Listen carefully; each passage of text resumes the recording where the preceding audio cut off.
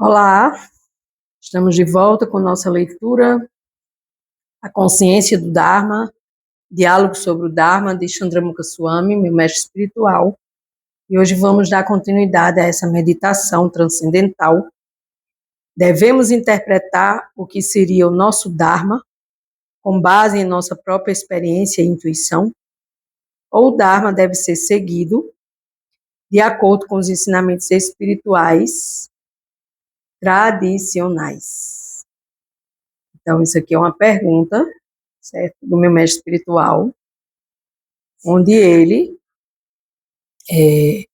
dando continuidade à leitura do Dharma, sobre o Dharma seria a nossa bússola espiritual que está sempre apontando para o norte verdadeiro da existência. Embora não dê diretrizes detalhadas, essa bússola exige que interpretemos seu significado à luz de nossa própria experiência e do nosso entendimento. Experiência e entendimento, requerendo uma combinação de sabedoria, intuição e coragem, para seguirmos um caminho que ela indica, mesmo que pareça difícil ou incerto. Então, muitas vezes, nós nos sentimos perdidos, né?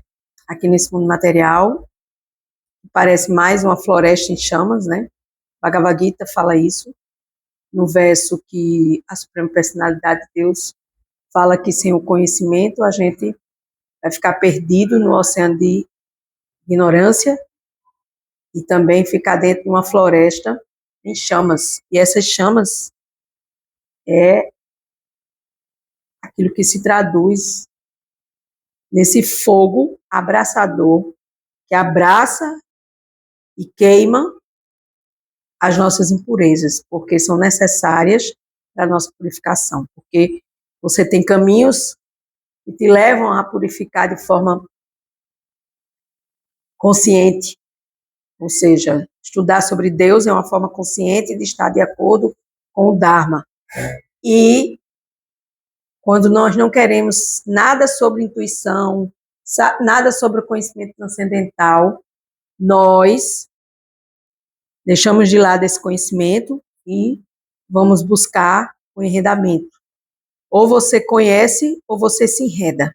E no meio disso tudo, como uma barreira entre o conhecimento e o enredamento, existe o Dharma. Então, quando você busca o seu conhecimento, você vai de encontro ao seu Dharma, para que você possa servir mais e melhor a Deus, sobre tudo, sobre todos, a sua alma consciente, onde está a minha alma, está a minha consciência consciente.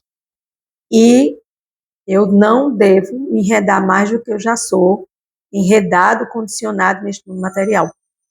E aí, nesse processo, o nosso querido mestre espiritual, ele faz essa pergunta, que esse Dharma, ele é a base da nossa própria experiência e intuição. Então, eu posso usar a minha intuição para buscar conhecimento. Quando Deus, no meu coração, fala comigo e diz, se não for através do conhecimento, você não vai sair desse enredamento.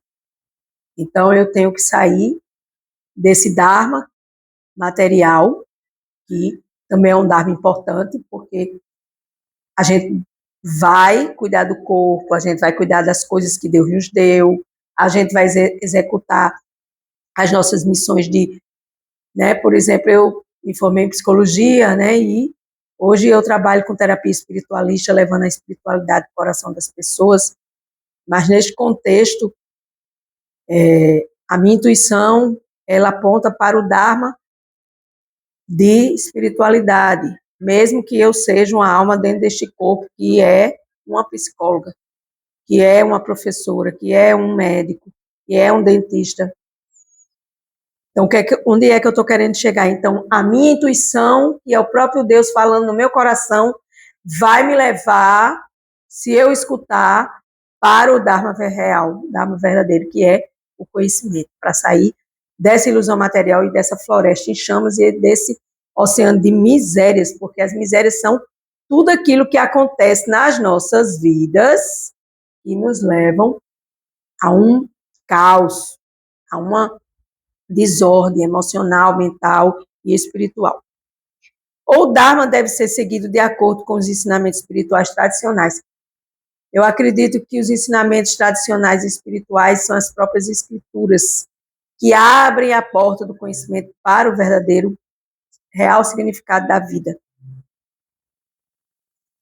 As escrituras védicas, como Bhagavad Gita, Puranas, fornecem diretrizes claras e objetivas sobre o que é considerado Dharma em diferentes contextos da vida. Essas escrituras ensinam princípios universais como a não violência, a verdade, o autocontrole e o serviço devocional. Então, vamos dar uma parada aqui. Então, quando a gente busca saber que o Dharma ele tem diferentes contextos de vida, e quando você pratica a não violência, a ahimsa, está relacionado também com a não alimentação de animais, né? Porque quando se mata o animal, a alma sai de dentro desse animal e fica só o cadáver. E aí você come o cadáver temperado, com vários condimentos, com várias especiarias, mas ali só tem o corpo, só tem um cadáver. Por quê? Porque dentro desse animal tinha uma alma. Tem uma alma nos animais também, tem alma em tudo que é lugar. Tem alma nas aves, tem alma no rio, tem alma no mar, tem alma nos minerais, vegetais, animais, tem almas em nós.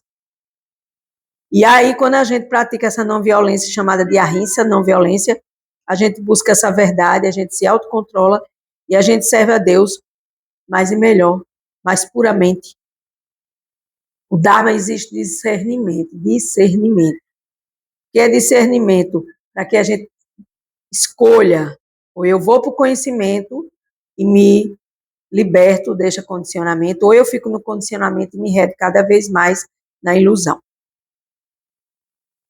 As escrituras estabelecem uma base sólida para guiar o comportamento e o propósito espiritual dos seres humanos. O Dharma é fundamentado nos princípios estabelecidos nas escrituras, não é algo que depende unicamente da interpretação do indivíduo. Textos como a Bhagavad Gita oferece orientações sobre o papel de cada indivíduo em seu estágio de vida ashrama e suas inclinações naturais. Então, cada pessoa aqui está no estágio de vida e pertence a um ashrama. O que é ashrama? É um local onde você vai exercer suas funções espirituais, mas você tendo também uma função material. Por exemplo, qual é o dever de um brahmana? O brahmana, ele é um estudioso, que ele deve estudar as escrituras sagradas e ele deve passar esse estudo adiante, e ele deve ensinar esse estudo às pessoas que estão na ignorância. Então, eu sou um brahmana e eu pertenço ao ashram de estudar. Já o guerreiro kshatriya, ele é o guerreiro que guerreia e protege as pessoas menos favorecidas, e ele tem, nesse ashram, nessa localização da sociedade, ele é o guerreiro que vai proteger as pessoas. E a função dele, o Dharma dele é lutar e proteger. Então, nesse sentido, a ideia de que o Dharma é algo a ser constantemente interpretado de forma subjetiva pode ser enganoso. E corre-se o risco de confundir os próprios desejos e interesses com o verdadeiro caminho do Dharma. Por quê? Porque muitas vezes você diz, não, eu quero ser professor. Mas você não tem aptidão para estar ensinando, não tem paciência para estar ensinando. Você não entende que cada pessoa está num nível espiritual, de consciência espiritual diferenciada. E aí você não tem essa habilidade de ensinar. Então, você precisa primeiro estudar, você precisa primeiro sair dessa escuridão, dessa ignorância, e você ir aos poucos trabalhando esse Dharma em você para que você possa, no futuro, breve futuro, ensinar também para essas outras pessoas, para que você possa estar no verdadeiro caminho do seu Dharma. O Dharma védico é considerado universal e atemporal, aplicando-se a todos os seres humanos de maneira estruturada, fornecendo essa bússola espiritual, este mapa com direções claras. Por quê? Porque dentro da filosofia védica, dos Vedas, Vedas significa conhecimento acerca de Deus. E os Vedas foram os primeiros habitantes aqui da Terra. A filosofia védica, né, ela traz todo esse conjunto de estudos e de estudiosos e de processos e princípios védicos, onde traz a alimentação ayurveda védica, a medicina ayurveda védica, onde traz astrologia, onde traz matemática, onde traz... Quando você viaja para a Índia, você pode ver tudo isso lá em museus, você pode, ao ar livre, você passeia nesse museu e você vai observando como a filosofia, como a civilização védica é uma civilização atemporal. É uma civilização que trouxe lá atrás todos esses conhecimentos que servem para os dias atuais.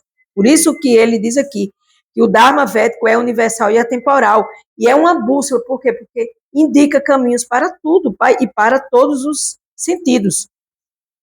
O Dharma não exige apenas intuição ou sabedoria pessoal, mas uma devoção e a orientação das escrituras e aos ensinamentos dos mestres espirituais que ajuda a compreender e aplicar o Dharma de sua forma pura. Por quê? Porque todo mundo tem que ter um professor. Dentro da Sociedade Internacional para a Consciência de Krishna, ISKCON, né, que tem no mundo inteiro, aqui no planeta Terra, nós temos que ter nosso mestre, para que o nosso mestre possa nos instruir amorosamente. E quando a gente fizer alguma coisa ou não entender algo, a gente pergunta a esse mestre para que ele possa nos guiar ao entendimento cada vez mais claro e objetivo acerca das escrituras sagradas. Por isso que o Dharma deve ser seguido de acordo com os ensinamentos espirituais tradicionais, sim, para que possa dar essa base, porque sem espiritualidade o homem fica igual a um barco sem rumo.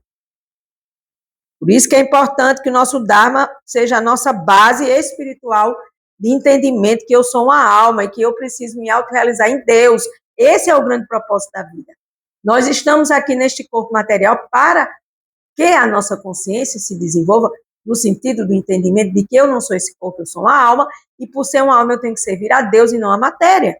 E desenvolver amor puro por Deus, que é uma contraparte muito difícil, pois exige vários tipos de austeridade nossa, de fazer coisas que a gente não gosta, de seguir regras e regulações, e que a maioria das pessoas não estão dispostas a viver sobre regras e regulações. Por quê? Porque acha que é uma falta de liberdade, mas eu diria que liberdade é quando você tem autocontrole sobre si próprio. E para que você possa ter controle sobre si próprio, você precisa seguir regras e regulações. Na prática, o que ocorre quando uma pessoa passa a seguir seu Dharma? Então, vamos ver aqui. Seguir o Dharma significa embarcar em uma jornada contínua de autotransformação, onde cada experiência, cada desafio e aprendizado, veja bem, experiência, desafio e aprendizado, serve para o desenvolvimento humano. Então, a minha experiência, o meu aprendizado e o meu desafio, que está entre a experiência e o aprendizado. E esse desafio, muitas vezes, ele pode ser chamado de austeridades, como eu acabei de falar. E a austeridade, fazer tudo aquilo que a gente não quer fazer. Aquilo que o falso ego diz, não faça não. Isso é muito careta, isso é muito repressivo. Aí eu pergunto, e esse mundo que está aí vivendo e acontecendo um monte de coisas, só é você ligar sua televisão, é um mundo de liberdade? É um mundo ideal para se viver? O Dharma é uma força evolutiva que dá vida, impulsiona o universo, tanto o universo quanto os indivíduos, a um estado mais elevado de ordem e harmonia. Então, eu acabei de falar, esse mundo que está aí é um mundo de ordem e harmonia? Claro que não. Que mundo? Esse mundo material onde a gente está agora. Mas aí, quando eu começo a me autotransformar, onde eu pego cada experiência, eu vou oferecendo a Deus, oferecendo ao Supremo, onde eu vou aprendendo que eu não devo fazer mais aquilo, outro, porque aquilo não pertence mais ao que eu quero seguir com o meu Dharma, sem aqueles condicionamentos que me atrapalhavam bastante, que eu estivesse de acordo com a minha missão. Então, essa autotransformação vai levar você a um estado mais elevado de ordem e harmonia. Manter o equilíbrio cósmico, essa força invisível que atua constantemente na orientação. Por quê? Porque Deus está sempre orientando a gente. E no desenvolvimento espiritual e moral de cada ser. Se você não escuta Deus, você vai escutar o outro lado. A força evolutiva do Dharma está ligada ao conceito de crescimento e transformação na vida humana. E se manifesta de várias formas. Vamos ver. Primeiro, no amadurecimento emocional. Então, amadurecimento emocional. Quem é que hoje pode dizer que tem uma inteligência emocional evoluída? Na expansão do conhecimento. Que conhecimento? Esse conhecimento material que não leva a nenhum lugar? Não, ao conhecimento espiritual. Na evolução das relações e na busca por um sentido mais profundo de vida. Que relações são essas nossas relações? Principalmente a nossa relação com Deus. Essa é que é a principal e a magnânima de todas elas. Depois virão os outros tipos de relações com os pais, com a família, com os amigos, com o trabalho, com o dinheiro, sabendo que o dinheiro é uma manifestação da compaixão de Deus material, que cai sobre a sua vida, recai sobre a sua vida, para que você tenha o seu sustento e possa pagar suas contas e se alimentar. Então, quando o Dharma coloca o indivíduo diante de situações complexas, ou seja, problemas, e assim desafia o homem a expandir sua compreensão do mundo e de si. Em momentos de crise, o Dharma guia o indivíduo para além do sofrimento, mostrando claramente que até mesmo as dificuldades têm um papel na evolução humana. Então, problemas não são problemas, são aprendizados. Quando você trocar essa palavra problema por aprendizado, por tudo que acontece na sua vida, com certeza você vai ser mais feliz e você vai aprender mais rápido.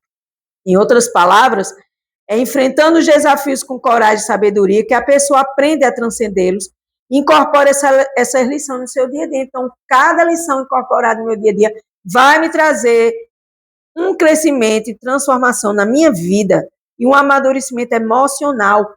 Por quê? Porque existem muitas pessoas que estão em corpos de 50, 60 anos que não passam de crianças, de adolescentes, de pessoas sem maturidade, sem conhecimento, sem muitas ferramentas que são necessárias para que você cresça e amadureça emocionalmente. O Dharma desempenha um papel no processo de alinhamento com o propósito cósmico. Então, se você não está alinhado com o seu propósito cósmico, e que propósito cósmico é esse? Com o que Deus quer de você. Cósmico está dizendo do cosmos. E quem criou o cosmos? O Criador. E quem é o Criador? Deus. E quem é Deus? É Krishna, na filosofia védica. Ou quem você quiser chamar. O que queremos dizer com o conceito de propósito cósmico? Vamos lá entender esse propósito cósmico. Trata-se de um papel que cada indivíduo e cada entidade desempenha na realização da ordem universal. Algo que vai além dos objetivos pessoais e das aspirações do mundo. Porque isso é muito periférico. Não é um propósito que pode ser definido, mas algo que deve ser descoberto internamente. Então, se descubra, e descubra a sua relação com Deus, que é o mais importante de todos. E aí, por uma profunda conexão com o seu eu interior e com o universo, descobrindo o seu Dharma significa descobrir também esse propósito de Deus, do cosmos, do Criador, do cosmos, do Criador. Sendo uma descoberta que leva o homem a viver de maneira plena e autêntica. Então, muita gente não está vivendo de maneira plena e autêntica. Por quê? Porque está sofrendo, porque está se maldizendo, porque está se lamentando, porque está se sentindo um nada, um zero à esquerda. E aí, quando você coloca Deus na sua vida, você vai colocar milhões de zero depois desse um. Enquanto força evolutiva, o Dharma age no modo a encorajar o indivíduo a cultivar suas virtudes e sabedoria. A virtude não é apenas uma questão de moral, mas uma expressão da verdadeira natureza. Por quê? Porque a alma, ela tem essas virtudes divinas, porque a alma foi criada por Deus. E nós somos pequeninas almas que, em qualidades, nós nos assemelhamos a Deus. Mas em quantidade somos diferentes, porque Deus é Deus e ponto. Mas se a gente não desenvolve essas qualidades, que é da nossa verdadeira essência da alma, buscando esse equilíbrio, essa justiça, essa compaixão por tudo e por todos, o que é que vai ser de nós, né? A sabedoria, por sua vez, é a capacidade de discernir o que é justo e verdadeiro, em meio às complexidades e ambiguidades desta vida. Virtude e sabedoria permitem que o homem navegue no caminho do Dharma com clareza e propósito. Vou repetir. Virtude e sabedoria permite que o homem navegue no caminho do Dharma com clareza e propósito. E por quê? Por que essa virtude e essa sabedoria permite que o homem navegue neste barco do conhecimento transcendental com clareza e propósito? Porque você está dentro do conhecimento que leva ao conhecimento do absoluto, do supremo, do criador, do cosmos. Esse cosmos é uma maneira impessoal de dizer, o cosmos, o universo. Quem é que está por trás do universo? É muito pouco a gente se referir a Deus, que o universo, o universo é muito infinito, é infinito. Mas não, a gente precisa saber quem é esse Criador. E esse Criador, ele não só cria, como também ele é uma pessoa, porque Jesus diz, vós sois a imagem e semelhança de Deus, a gente tem qualidades parecidas com Deus em quantidades diferentes. Nós somos uma alma pequenina e Deus é uma alma maior. E nós dois temos que caminharmos juntos para que o nosso Dharma seja claro e tenha um propósito de vida.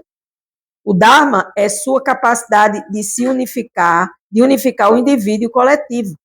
O Dharma pessoal é único para cada indivíduo e está ligado também ao Dharma coletivo, que rege a harmonia social e cósmica. Então, se você pega o seu Dharma, que não é o Dharma real, é o Dharma falsier, e você vai começar a destruir esse mundo, você não vai estar ligado a esse Dharma coletivo de bondade, de paixão. Paixão no sentido de dizer assim, eu vou trabalhar para que esse mundo de Deus seja melhor a cada dia. O que eu puder fazer, eu vou contribuir, nem que seja pequenininho a cada dia. Cada pessoa, ao seguir seu próprio Dharma, contribui para a realização do Dharma coletivo, ou seja, um faz 100. A união faz a força, mas uma união onde todos pensem, sintam e agem igual em consonância com Deus, com o que o Dharma coletivo de Deus para nós quer, porque a cada comunidade, a cada situação, a cada país é dado um Dharma coletivo. O crescimento pessoal e o compromisso com a ética individual não são apenas para o benefício próprio, então a ética individual é muito importante para que estejamos alinhados ao Dharma. Mas tem implicações amplas para a sociedade e para o universo. Essa interconexão entre o aspecto individual, ou seja, do indivíduo e do coletivo, reflete-se na visão holística do Dharma. Ou seja, um faz 100. Um faz outro, faz outro, faz outro, que vê interdependência em todas as partes, mas pensando, agindo e sentindo parecido ou igual nessas associações divinas. Ou seja, a harmonia do todo depende da harmonia de cada um. A harmonia do todo depende da harmonia de cada um. E assim é. É o entendimento que leva o indivíduo a reconhecer sua responsabilidade, não apenas em si, mas em todos os seres e o mundo em que está vivendo. E quando se fala todos os seres, se fala de tudo que se move é sagrado. Eu sou Ana Cláudia Chandra, aqui, Diálogos com o Dharma, de Chandramukha Swami, a nossa consciência do Dharma, para que a gente possa entender a si, ao outro, a Deus e ao mundo. Com gratidão, encerro mais um dia.